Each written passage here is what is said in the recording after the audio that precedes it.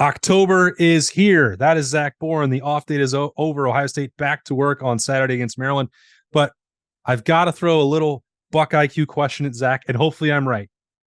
Zach, who was the defensive MVP in the first month of the season? Who was the defensive MVP? I hope we have the same one. I would say so far, and I don't know if we're off or not, Lathan Ransom. Lathan Ransom. All right, well, I'm gonna be a loser. Now you're gonna have to break down my pick for the September defensive MVP. You know we don't script it. We like to read and react live as we film and record BuckIQ. So I picked Denzel Burke, Zach. You can first tell me why Lathan Ransom is your pick, and then I will get into why Denzel Burke is so important moving forward. I think Denzel Burke's a great pick. The reason why I pick Lathan Ransom is because don't give me the first 3 games of the season. The first 3 games, Indiana, Western Kentucky, Youngstown State, all 3 opponents, hot garbage, right? Anyone can play well against them. It's who is playing well in the big games, right? And so far this year, Ohio State's went on the road to Notre Dame, top 10 matchup, national TV, and who showed up. And in my opinion, Lathan Ransom brought the juice that Saturday night, 2 Saturdays ago. And in my opinion, that's what makes him defensive MVP for the year. Now, I completely get on board with the Denzel Burke pick.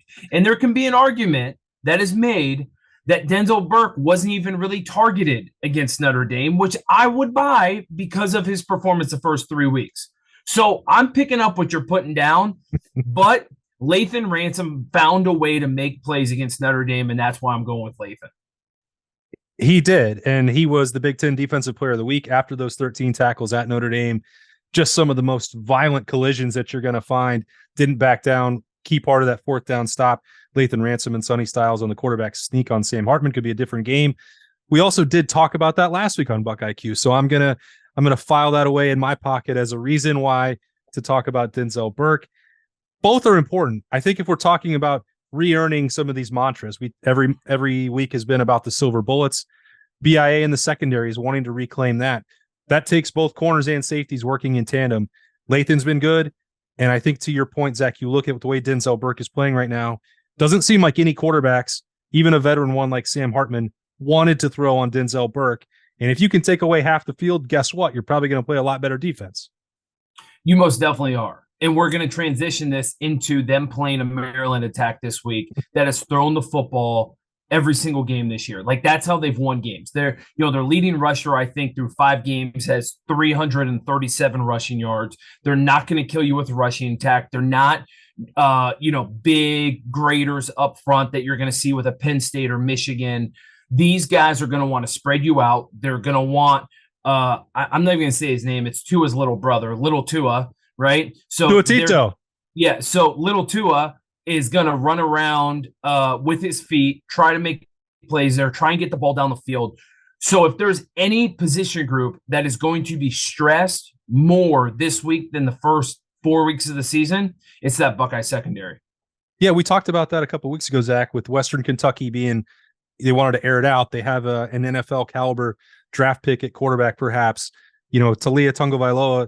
There's a lot of people talking about him the same way, especially with the way that Tua is playing for the Miami Dolphins. So we've seen him in Maryland against Ohio State. He had a really good game last year when the Buckeyes played there in College Park, got pretty competitive. He made big plays, more than I tend to give him credit for. You've seen him. He's a little bit up and down with the turnovers and maybe some decisions at times and not always getting great protection, but he played one of his best games a year ago. So he's capable of that. So this Maryland offense as a whole, you'd have to say, if Western Kentucky was a test, this one is a better one than that.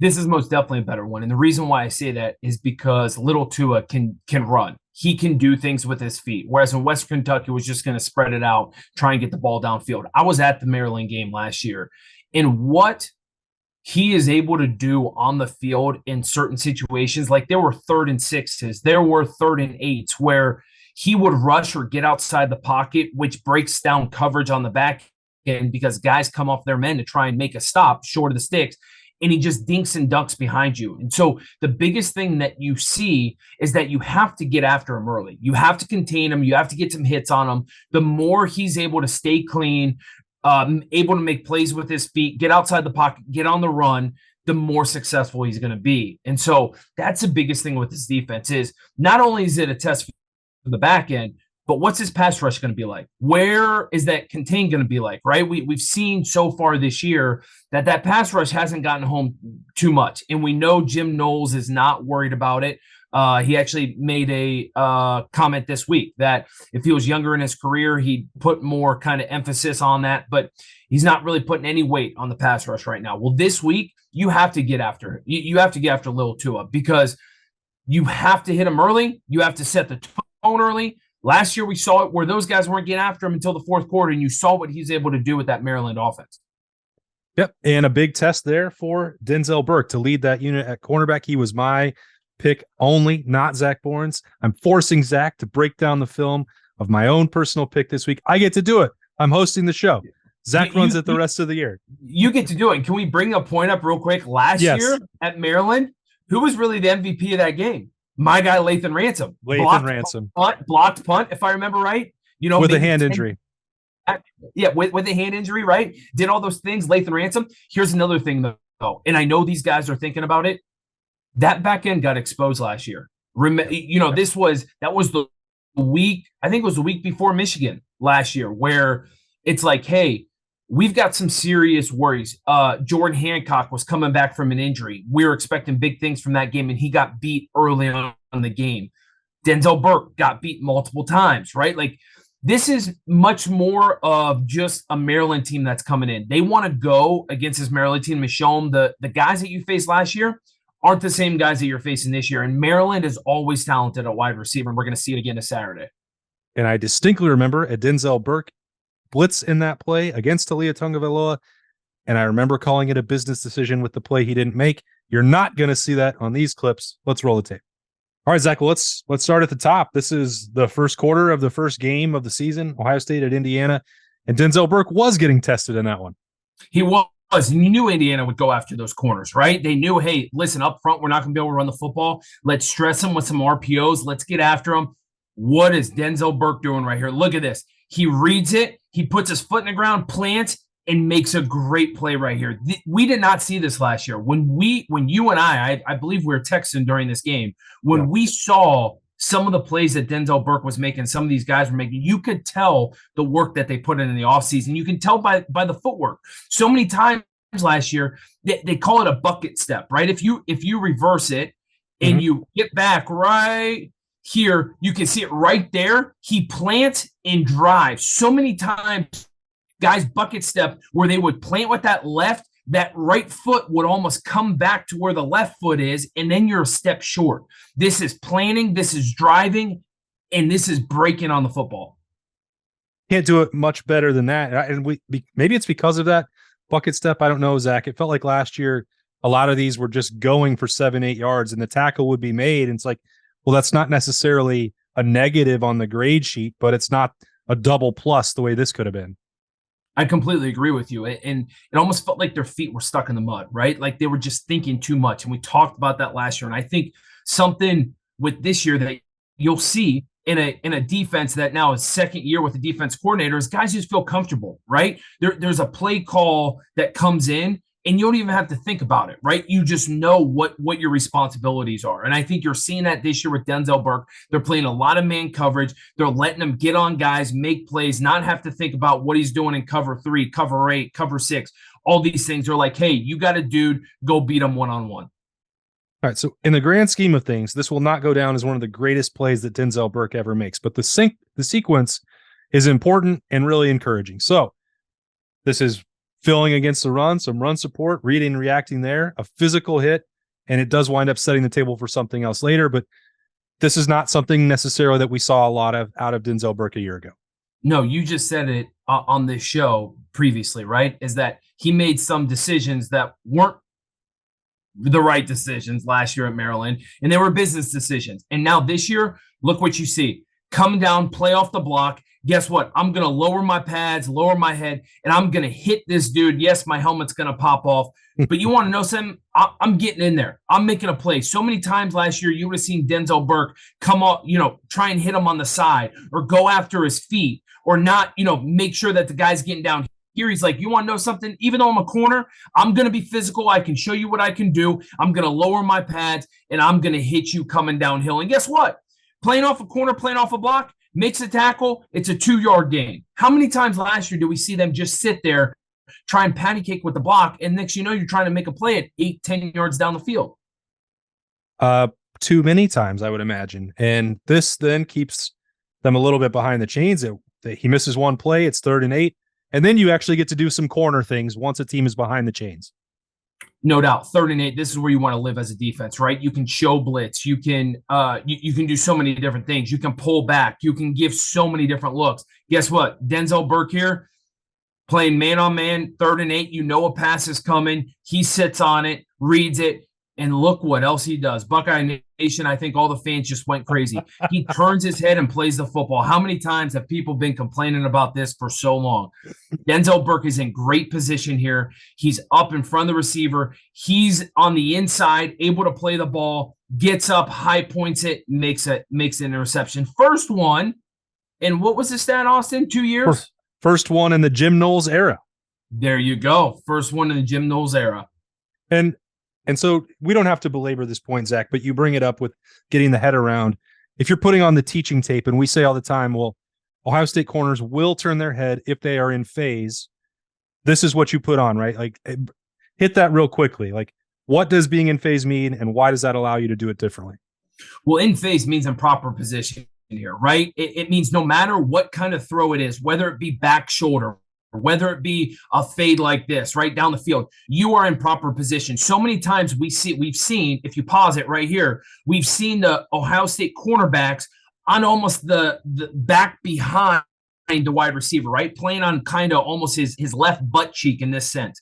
And then guess what? A pass that's over the shoulder of the wide receiver. They call it in the bucket, right? That you see quarterbacks all the time try and throw it in the bucket in the corner of the end zone. If that happens, if you're in that position where you're trailing the wide receiver, you don't have a play on it because you can't get to the football. There's no way. Instead, guess what? You're side by side. You're on his inside. Even the back shoulder, guess what? It's going to make almost impossible for the quarterback and wide receiver to connect on that. So he's in sequence, in the proper position. He's able to get up and high point the football. That's been a huge issue. And, so many people are like, well, why isn't he in that position? A lot of it is off the line of scrimmage, right? If you get beat off the line of scrimmage and you're a step or two behind, you're not going to be in sequence. You're not going to be in the right position. You got to make up all that ground, and then you're left guessing. All right, big play. And we've seen this one before. We talked about it a couple of weeks ago. This fits right in with what we just talked about with the toughness. Denzel Burke, like, this isn't even fighting off the block. It's just one-on-one. It's man-on-man. Who's going to win it? He puts his helmet in the right spot.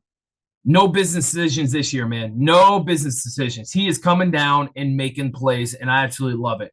You saw it previously 2 plays ago. Here you see him getting his helmet on the football, making a good tackle. You see the other silver bullets coming down, running to the football. Denzel Burke, man, this is perfect. Now, I would like for him to get his head up. See him lunging right there? Oh, don't lunge. Bring your feet with you. Get your head up and make the play.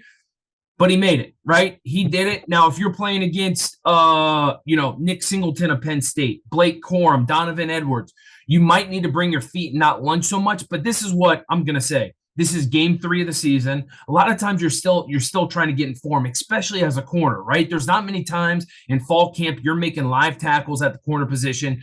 Guess what? Learn from this. He's going to make more and more tackles throughout the year. Just bring your feet with you, bring your hips, and lift your head. I would wonder, Zach, like, I agree with everything you say anytime you say it. The technique part is one part, and the other is the willingness, right? And this is, you at least know that Denzel Burke is willing to make these tackles. The technique, you can continue to work on that, develop, teach it, whatever.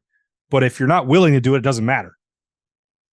Completely agree with you. And it's an attitude that I think you guys are seeing, or that we're all seeing this year with the way that back end's playing. And last year, it was almost like they were mentally beat just going into games, right? It was almost like they had the yips, right? And I hate to phrase it that way, but everyone knows what the yips is. It's kind of like they had the yips. So from that standpoint, you can just see them playing with confidence. It's like, throw whatever you want at me. Bring running backs out of the backfield at me. Let's go. Let me make a tackle in the open field. Last year was almost like they didn't want to. And not that it wasn't not a want. It's like they didn't have the confidence to do it. And this year, you see them playing with that swagger. I know from talking to a lot of people, Denzel Burke worked his butt off this offseason. OGB brought in a completely different mentality to that corner room.